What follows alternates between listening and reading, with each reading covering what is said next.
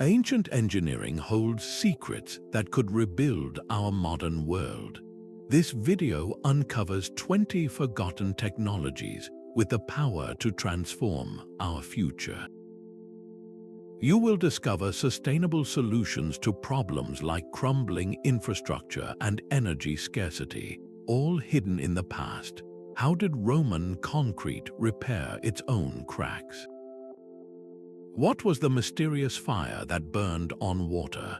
By the end, you will possess a new blueprint for innovation, inspired by history's greatest minds. What forgotten marvel from the past do you believe we need most today? The sheer scale of ancient ambition is humbling when you consider what they built without a single computer or power tool. They achieved these wonders by mastering the fundamental languages of the world around them.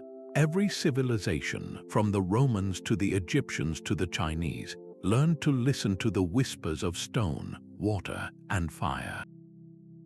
Their engineering was born from a marriage of urgent necessity and profound spiritual belief. A pyramid was not just a tomb, it was a cosmic staircase for a pharaoh's soul. An aqueduct was not merely a water channel, it was a declaration of Roman order and dominion over nature itself. This deep connection meant that every structure, every machine, had to serve a dual purpose. It had to work flawlessly for centuries, and it had to possess a beauty that honored the gods or glorified an empire. They solved problems with the materials at hand, observing how a specific type of sand reacted with volcanic ash, or how the angle of the sun could be harnessed to align a temple.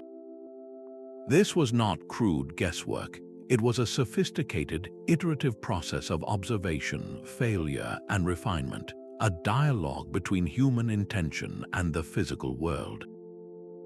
Understanding this mindset is the key that unlocks the true genius of the technologies we are about to explore. That profound dialogue between human intention and the physical world gave us our first miracle material, a substance that defies time itself.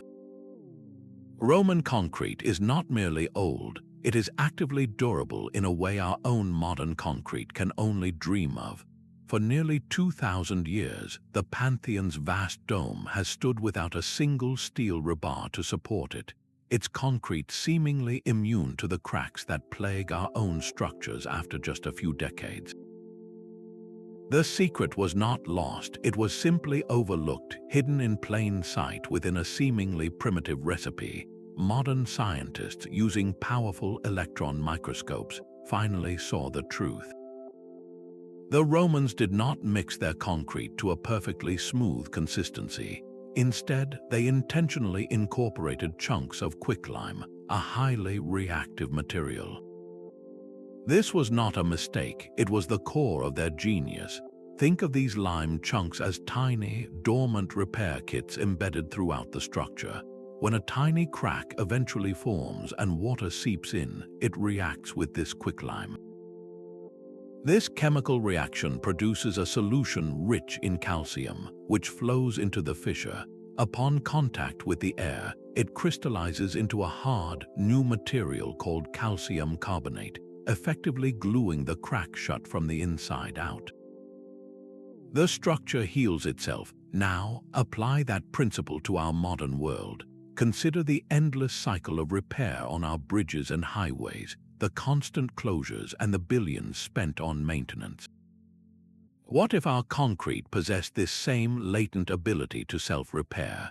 We could construct skyscrapers that seal their own micro-fractures from wind stress, or underground tunnels that fortify themselves against water pressure, all using a 2,000-year-old formula that turns a structural weakness into an opportunity for regeneration. This is not just an improvement, it is a fundamental rethinking of what a building material can be. While Roman concrete healed itself, another ancient innovation was designed to inflict a terror that was seemingly unstoppable.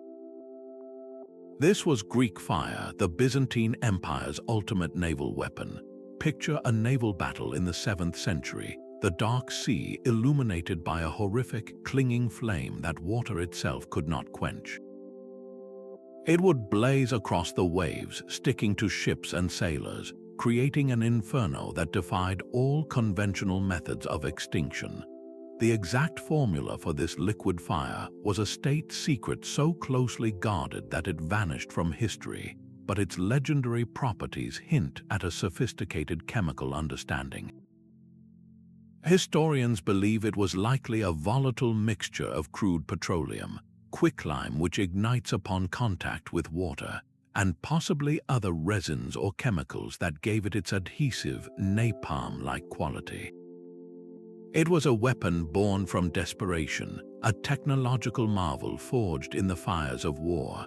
But what if we could redirect that destructive genius toward saving lives instead of ending them?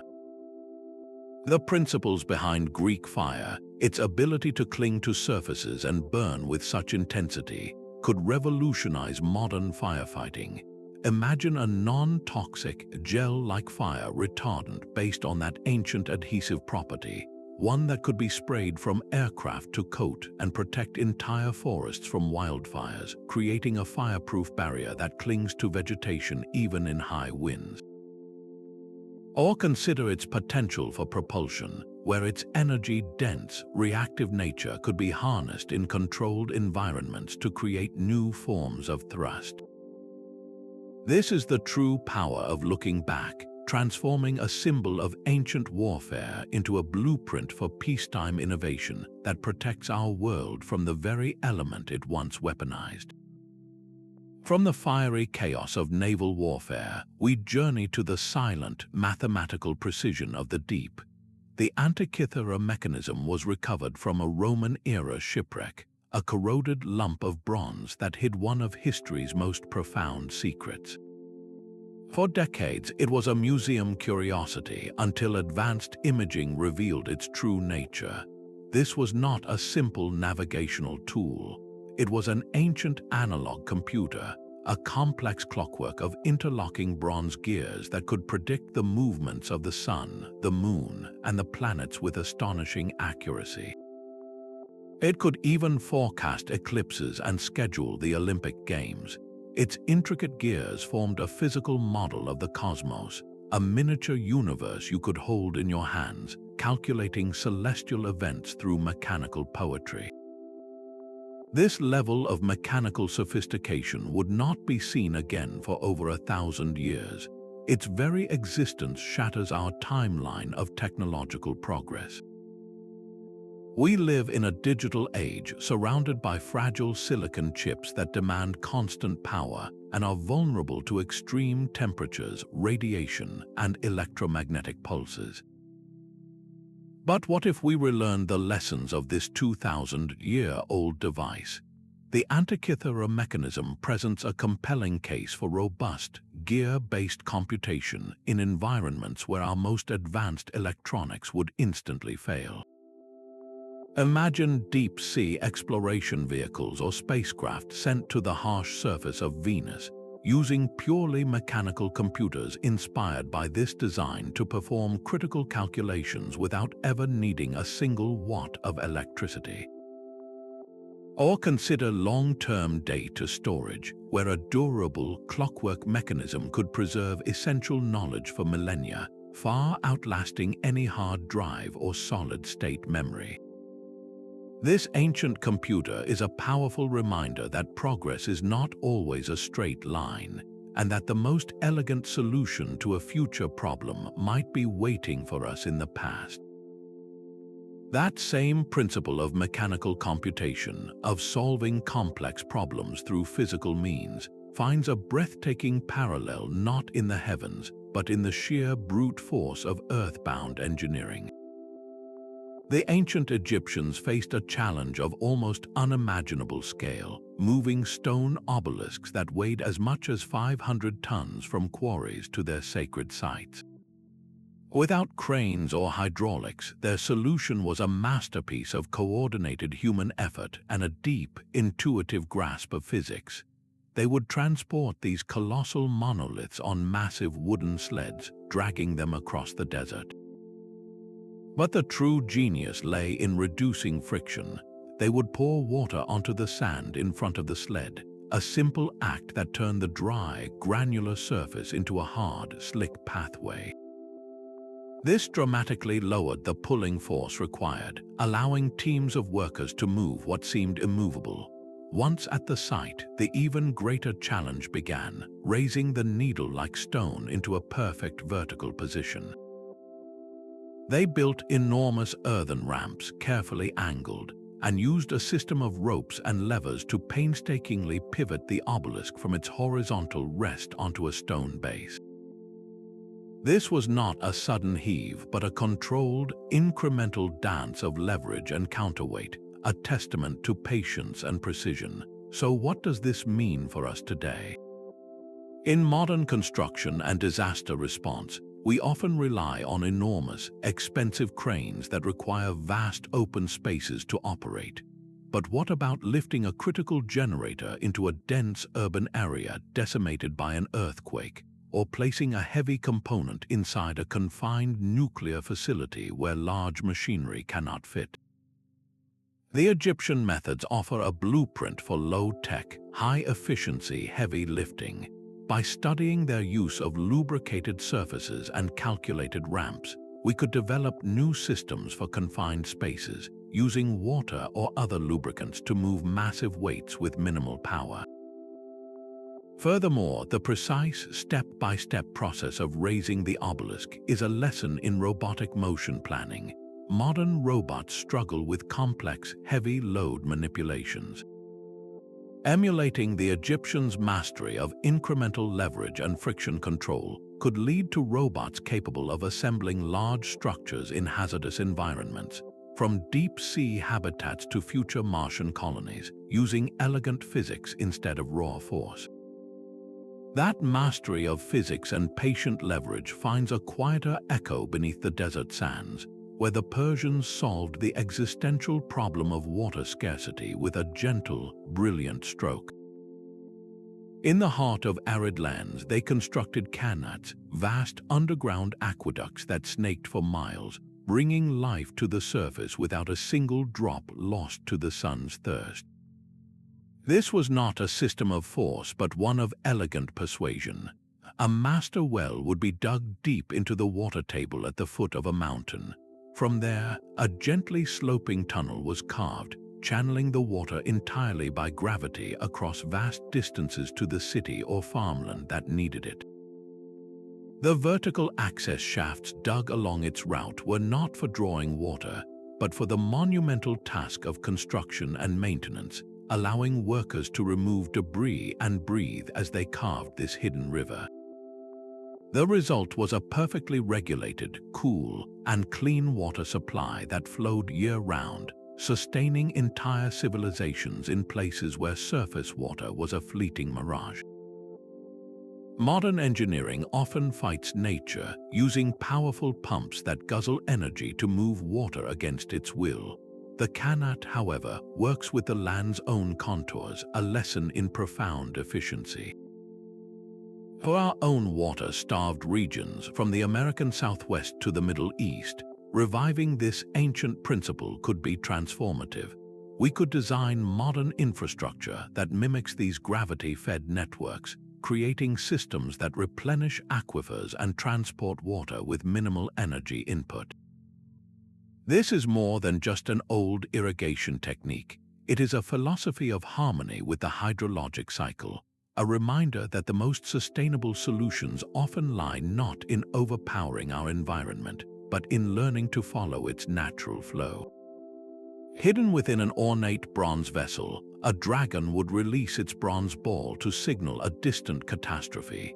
In the year 132, the Chinese inventor Zhang Heng presented the court with a magnificent seismoscope, a device that could detect an earthquake hundreds of miles away. Its beauty was matched only by its ingenuity. 8 dragons adorned the outside, each holding a bronze ball in its mouth, poised above 8 corresponding toads with open mouths below. The secret was inside, a delicately balanced pendulum suspended in the center. When seismic waves from a far-off quake traveled through the earth and reached the vessel, they would disturb the pendulum. This motion would trigger a clever internal lever, causing only one dragon to release its ball into the waiting toad below, clattering to indicate the exact direction of the tremor. This was not magic, it was mechanical genius, providing an early warning system at a time when most believed earthquakes were the whims of angry spirits. In our modern world, we rely on a global network of sophisticated electronic seismometers. These digital sentinels are incredibly precise, yet they share a critical vulnerability.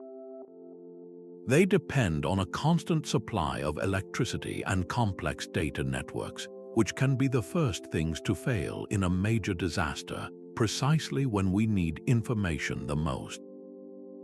What if we learned from Zhang Heng's 2,000-year-old design? We could develop robust, purely mechanical backup sensors for remote, vulnerable regions. Picture a simple, durable device installed in a seismic zone, requiring no power, silently monitoring the Earth. If the primary electronic grid goes dark, this mechanical sentinel could still trigger a local alarm, providing that crucial, life-saving warning. Zhang Heng's Seismoscope teaches us that the most critical systems do not always need to be the most complex. Sometimes, resilience is found in the elegant simplicity of a falling bronze ball. The silent, steady flow of a Qanat is a marvel of patience, but the Romans tackled water's journey with a different kind of ambition. They built monuments to moving water, great stone arteries that strode across valleys and pierced through mountains. The aqueducts were not just channels, they were a declaration that human will could command the very flow of a river, redirecting it for miles to serve a city's baths, fountains, and homes. The genius was in the slope, a gradient so precise it seems impossible. The water channel inside an aqueduct fell at a rate of just a few inches every 100 feet, a gentle downhill run maintained over staggering distances. This was gravity harnessed with mathematical perfection, a slow, unstoppable push that required no pumps, only the immutable pull of the earth. But the Romans went further. When an aqueduct needed to cross a deep valley, they did not always build a towering bridge. Instead, they used inverted siphons, lead pipes that would carry the water down one side of the valley, and driven by the pressure of the water column itself, force it back up the other side, all without a single moving part.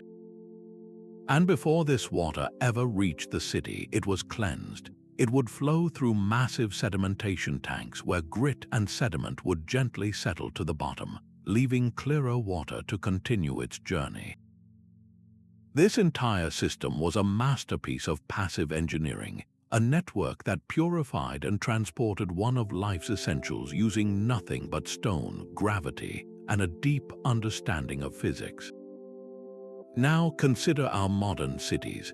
Our water systems are often labyrinths of pressurized pipes, dependent on massive, energy-hungry pumping stations that run constantly. In many developing regions, this infrastructure is either too expensive to build or too fragile to maintain. What if we looked back to the Roman model for inspiration? We could design new districts or retrofit existing ones with gravity-fed networks that serve as a resilient backbone. Imagine a system where water from a highland reservoir flows into a modern settlement tank, then begins a long, gentle descent through durable pipes, supplying neighborhoods and even generating a small amount of hydroelectric power along the way. This would drastically cut the need for electric pumps, making the water supply both more sustainable and far less vulnerable to power outages. The Roman aqueduct is more than a ruin. It is a living lesson in designing infrastructure that works with the forces of nature, not against them, creating systems that can endure for centuries. The Roman aqueduct stands as a testament to rigid, monumental strength, but high in the Andes. The Inca builders embraced a different kind of power, the power of flexibility. Their stonework at sites like Machu Picchu is a masterpiece of seismic intuition. They fitted massive blocks of granite together with such astonishing precision that you cannot slide a piece of paper between them, yet they used no mortar at all. This was not just for aesthetic perfection, it was a brilliant engineering solution to the constant threat of earthquakes. Each stone in a wall is an individual, irregular polygon, locked into its neighbors like a three-dimensional jigsaw puzzle. When the ground shakes, a rigid, mortared wall would crack and crumble under the stress. But the Inca walls dance, the stones shift, they grind and settle against one another, dissipating the earthquake's energy through countless tiny movements. When the tremor passes, the stones simply settle back into a new, stable position. The wall remains standing. Modern building codes in earthquake zones often rely on complex systems of steel rebar and flexible joints to allow for movement, a high-tech approach that fights the forces of nature. But the Inca method works with those forces, using the mass and geometry of the stones themselves to create a structure that is both incredibly strong and inherently flexible. Imagine applying this ancient dry stone principle to contemporary construction. We could design buildings with interlocking concrete blocks that behave like giant shock absorbers during a quake. Or we could develop new facades for skyscrapers that use similar interlocking panels to sway safely in high winds. The Inca stones whisper a profound truth that in a dynamic world, sometimes the key to survival is not to resist movement but to master it. 2 centuries before Zhang Heng's Seismoscope, in the Great Library of Alexandria, a different kind of genius was at play. Hero of Alexandria unveiled a device so simple and profound it would one day power the world, yet his contemporaries saw it as little more than a philosophical toy. He called it the eolipile. It was a sealed sphere mounted on a pair of tubes connected to a boiling kettle below. As steam rose through the tubes and into the sphere, it was forced out through 2 bent nozzles, causing the entire sphere to spin with a violent, hissing energy. This was not just a novelty, it was the world's first documented reaction engine, a physical demonstration of Newton's third law of motion. Every action has an equal and opposite reaction, more than 1,600 years before Newton was even born. The jets of steam shooting from the nozzles provided the action, and the spinning of the sphere was the equal and opposite reaction, the very same principle that would one day propel rockets into space. The tragedy is that it was never used for practical work. To the Romans, human and animal muscle were cheap and abundant, and the eolipile remained a temple wonder, a fascinating demonstration of power with no perceived application. But the potential was there, waiting. What if that potential had been seized? Imagine a world where the steam engine was developed not in the 1700s, but in the 1st century. The entire timeline of human industry could have been accelerated by over a millennium. Today, the principles Hero demonstrated are the bedrock of our modern world. Every massive steam turbine in a power plant, generating electricity for millions, operates on the same fundamental idea, harnessing the pressure of steam to create rotary motion. Every jet engine that carries us across continents is a direct descendant of that spinning bronze sphere, using burning fuel to create a high-velocity exhaust that produces thrust. But the lesson of the eolipile is not just about raw power, it is about scale. We could revisit this ancient design to create micro-generators for remote sensors or portable emergency chargers, using simple heat sources to produce small amounts of electricity with incredible reliability. Or we could use it as the ultimate educational tool, a hands-on model that makes the abstract laws of physics tangible and thrilling. The eolipile stands as a timeless reminder that the seeds of world-changing revolutions are often planted long before the world is ready to see them grow.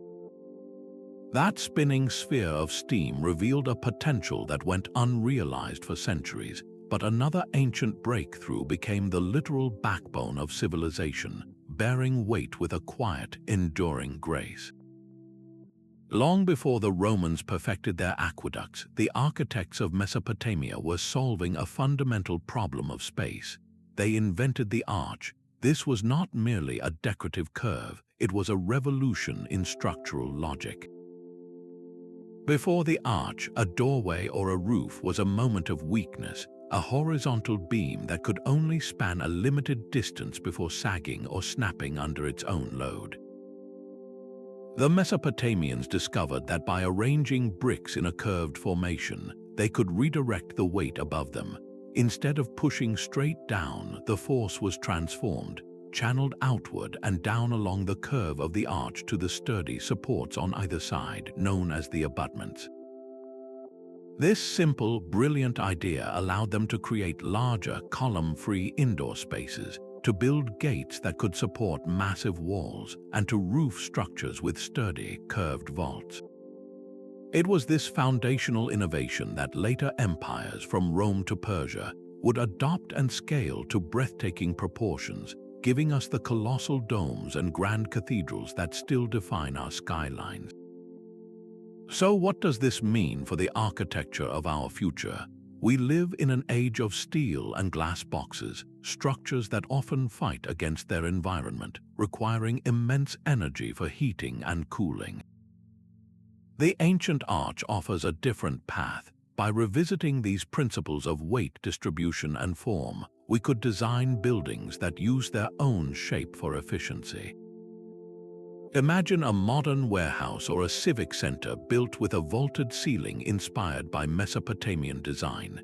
The high, arched roof would naturally promote air circulation, drawing warm air up and away in the summer, while the thick, thermally massive walls and roof, working in harmony with the arch's structural integrity, would retain heat in the winter.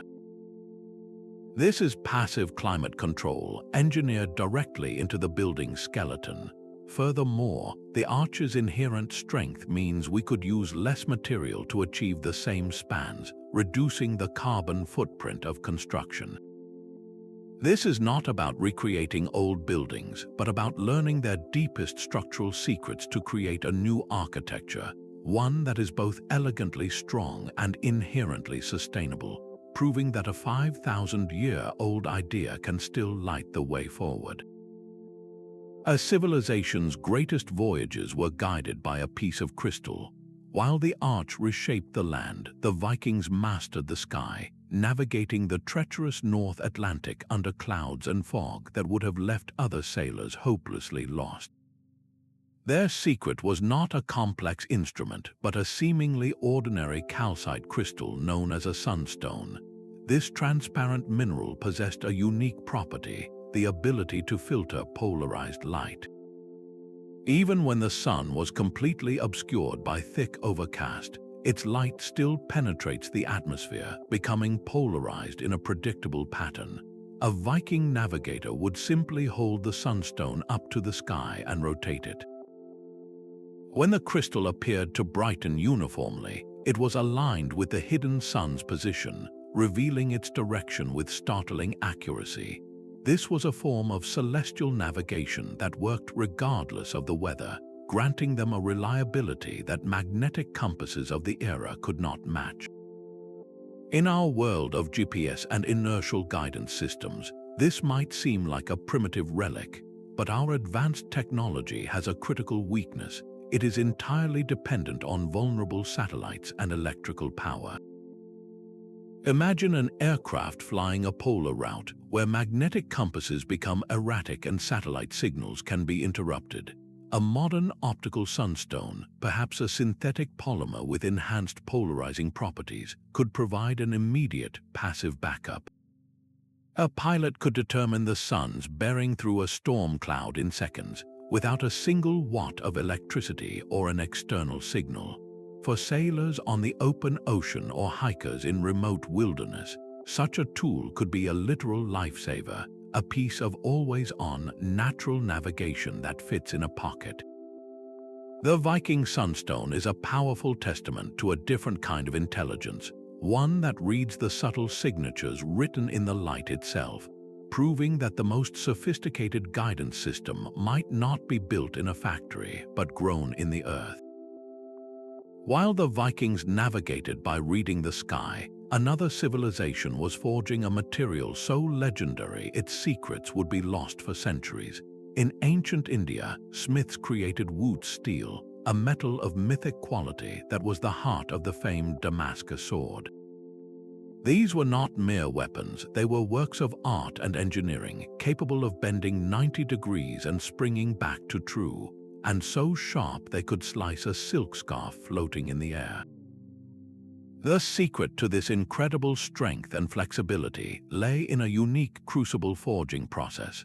Iron was melted in a sealed clay pot with specific carbon-rich materials like wood and leaves, a recipe that allowed carbon nanotubes to form within the steel's crystalline structure as it cooled over many days.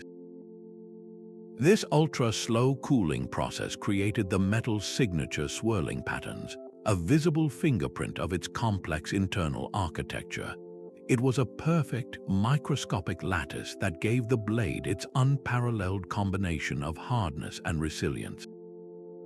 Modern metallurgy has only recently begun to understand the nanostructures within wood steel, yet the precise art of its creation remains elusive. What if we could fully reclaim that lost art? The implications for today are staggering. We could engineer new super alloys for the aerospace industry, creating turbine blades that can withstand even higher temperatures and stresses, making jet engines more efficient and powerful.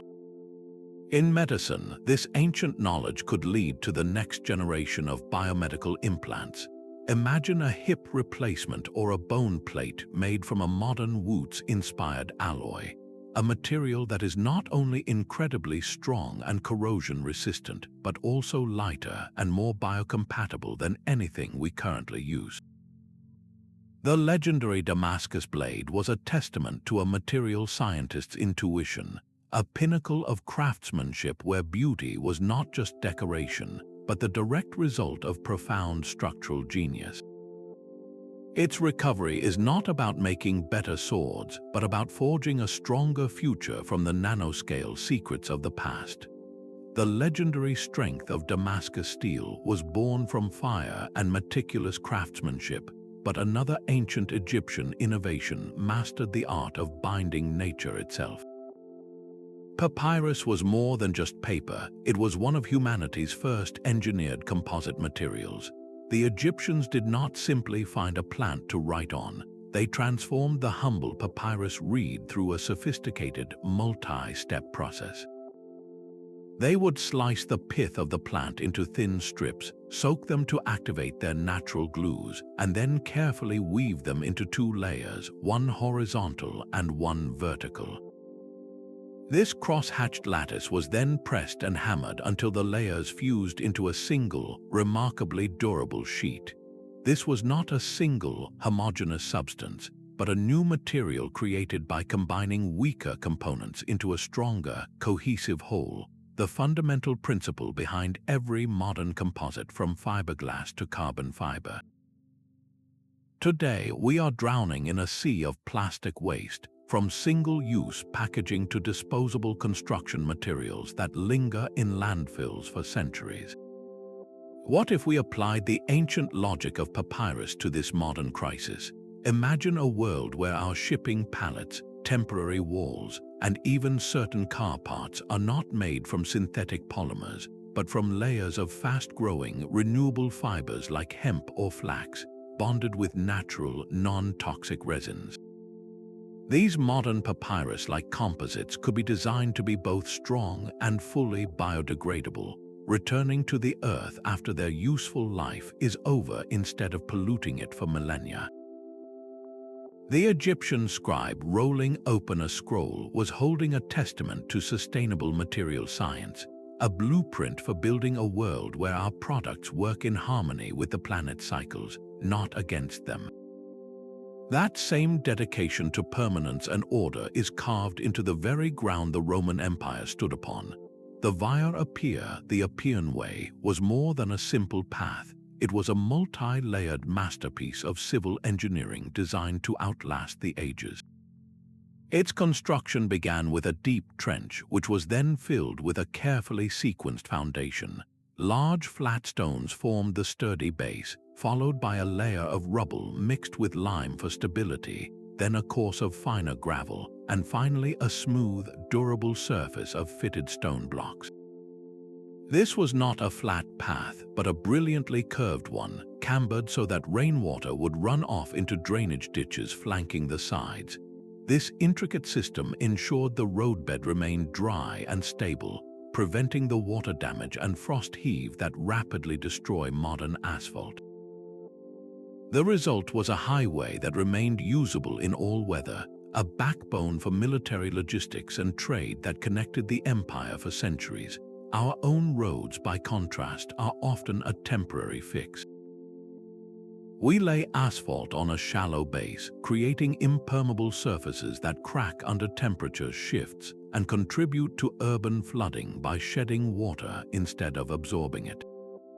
By emulating the Roman model, we could revolutionize our approach.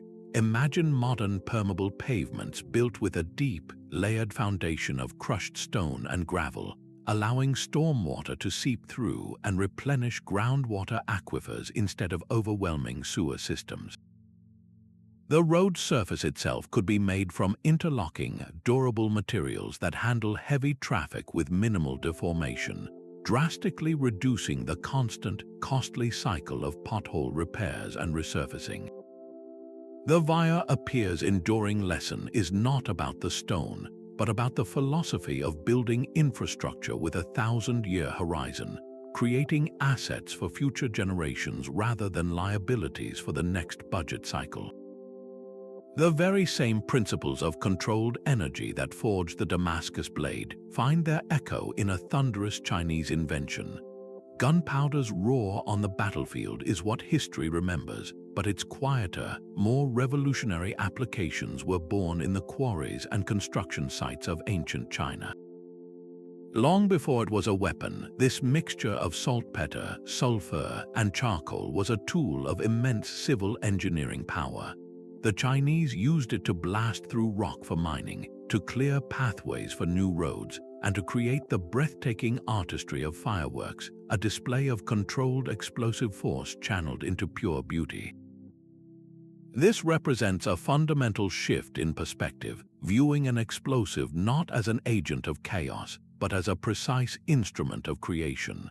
Modern demolition and excavation rely on powerful, indiscriminate explosives that can cause significant environmental damage, from flying debris to toxic dust clouds. But what if we looked back to the origins of gunpowder for a more refined approach? By studying the specific grain sizes and formulations used in ancient firecrackers and mining charges, we could engineer a new generation of smart explosives. These materials could be designed to fracture rock along predetermined fault lines with surgical precision, reducing the energy needed and minimizing collateral damage. Imagine using such a tool for avalanche control in mountainous regions, where a precisely placed, low-impact charge could safely trigger a slide before it builds into a catastrophic event. Or consider its use in tunneling projects for new subway lines, where controlled blasts in tight urban spaces could proceed with far less disruption to the surrounding structures. The ancient Chinese alchemist who first mixed these ingredients unlocked a dual nature, one of destruction and one of profound creation. By returning to that original, constructive intent, we can transform one of humanity's most potent discoveries from a relic of war into a cornerstone of sustainable progress. The roar of controlled explosions gives way to the rhythmic splash of oars and the creak of wood on the open sea. The Greek trireme was not merely a ship, it was a perfectly tuned instrument of naval warfare, a fusion of agility and raw, coordinated power. Its legendary speed did not come from sails alone, but from a human engine, 3 tiers of rowers working in flawless synchrony.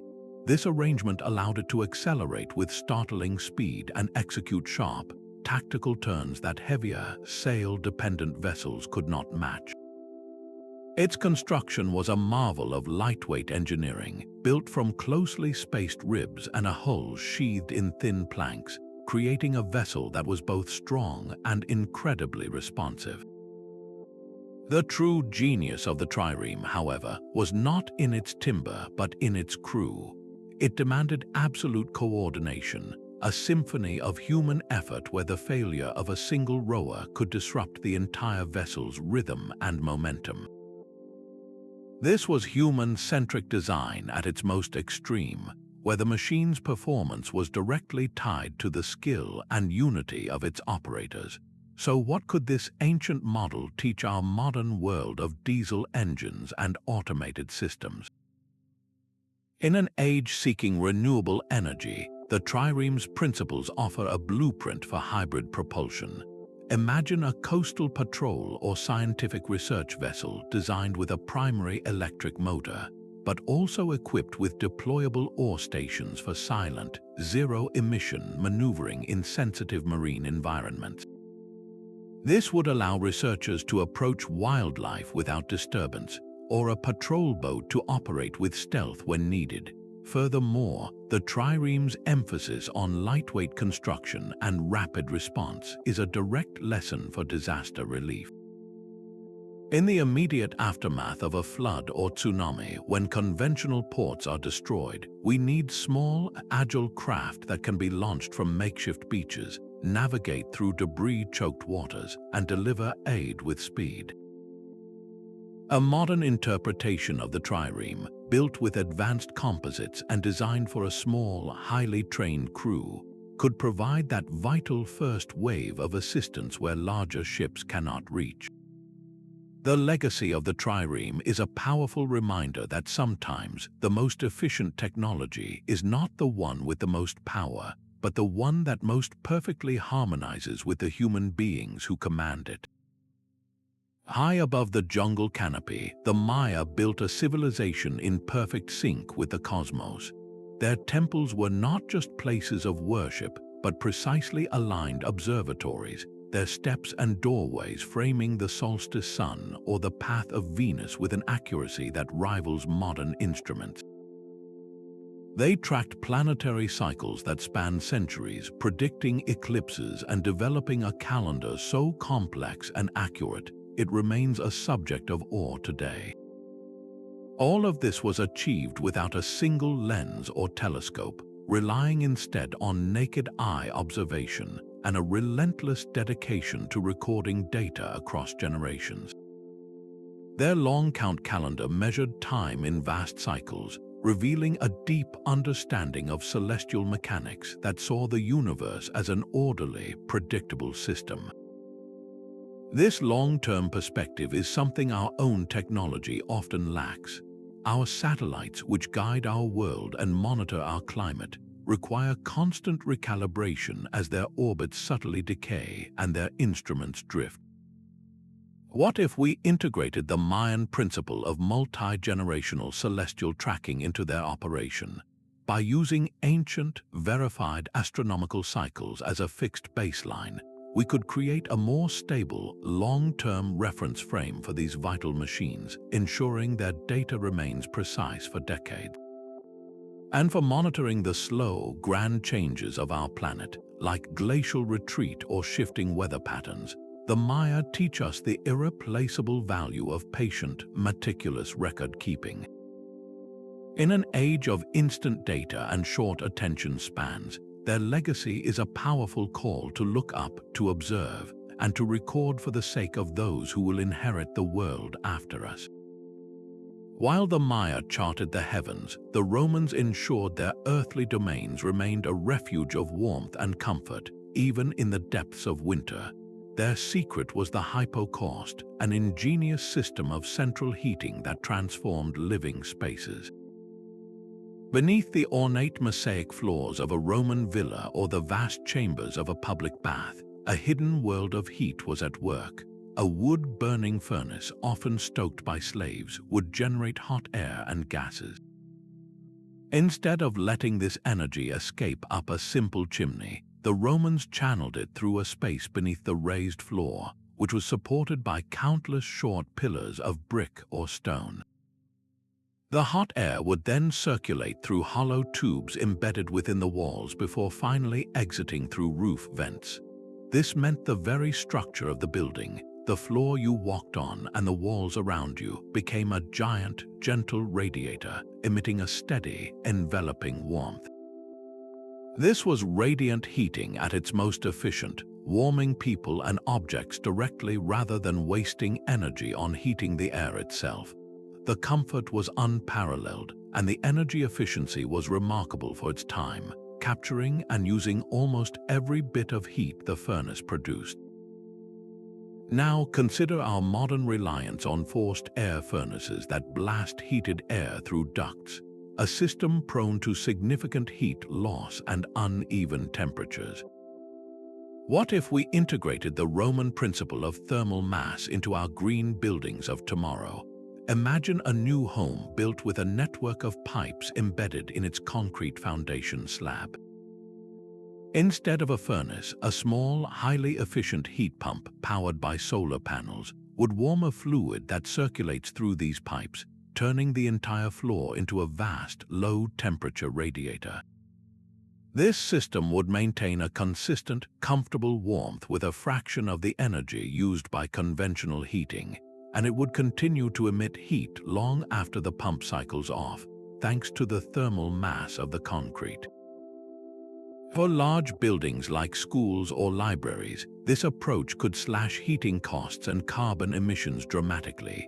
The Roman Hypocaust offers a timeless lesson that the most sustainable comfort does not come from fighting the cold with blasts of hot air, but from patiently building warmth into the very bones of our shelters.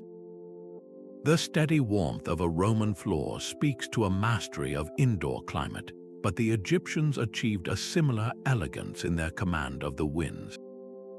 Their civilization was built on the Nile, and they transformed its currents and breezes into a highway of commerce and communication.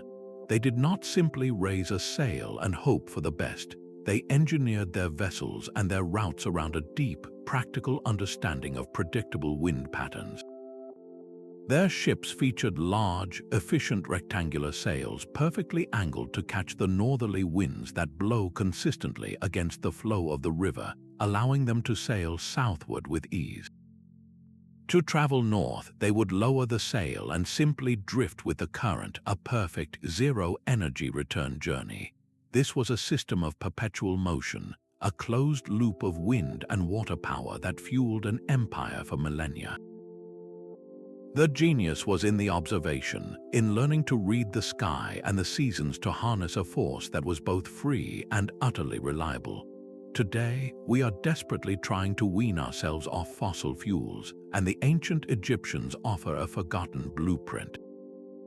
Our massive, modern wind farms are often placed where land is cheap, not necessarily where the wind is most consistent. By studying ancient sailing routes and the meteorological knowledge that guided them, we could identify optimal, previously overlooked locations for offshore wind turbines, siting them in the same reliable corridors that powered the pharaoh's barges. Even more directly, we can look to the shipping industry, where colossal container ships burn some of the dirtiest fuel on the planet. Imagine retrofitting these giants with modern, rigid solar sails, controlled by computers that constantly adjust their angle to the wind, just as an Egyptian sailor would have done. These auxiliary sails could provide a significant portion of the power needed for a voyage, slashing fuel consumption and emissions by a staggering percentage.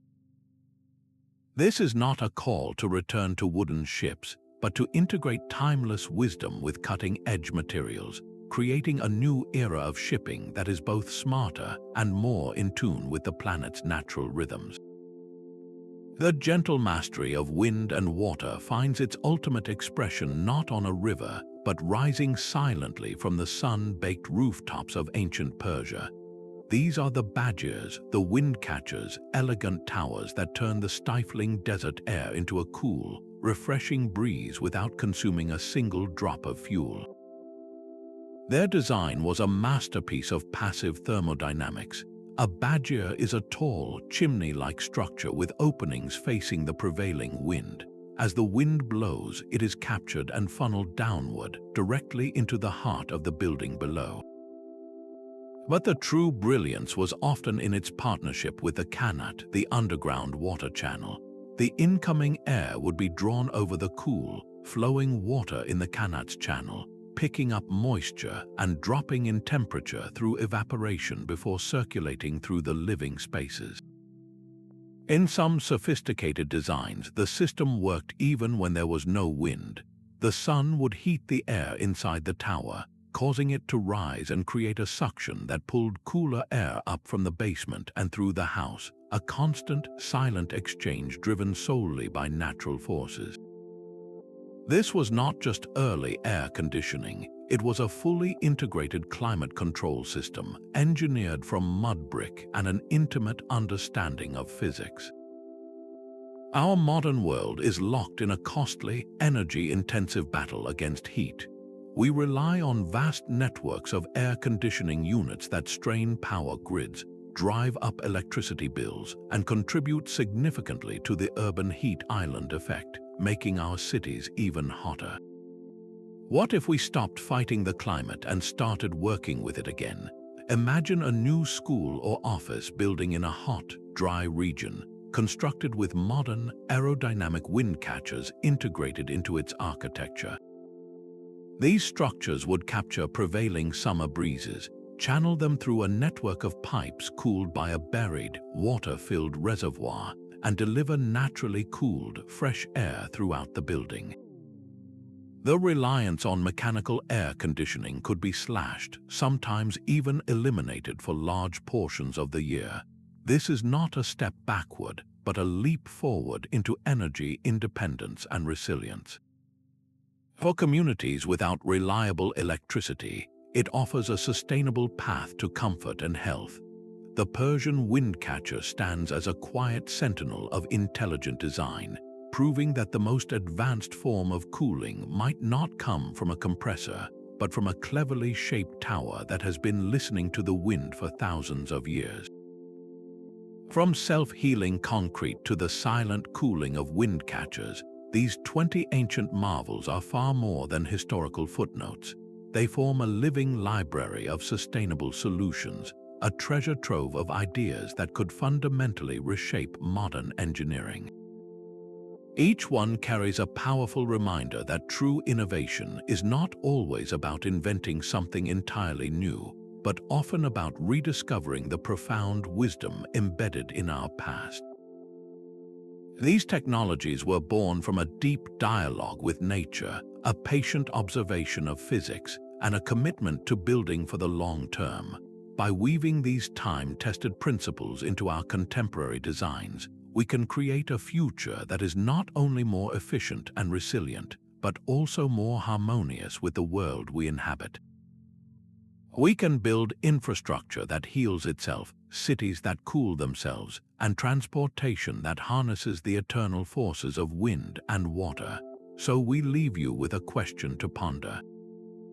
Which of these ancient marvels inspires you the most, and how do you see its principles being applied to solve a challenge in our modern world? Share your thoughts and your own discoveries in the comments below. And if you enjoyed this journey through the forgotten blueprints of history, be sure to subscribe for more explorations into the fascinating world of historical innovation.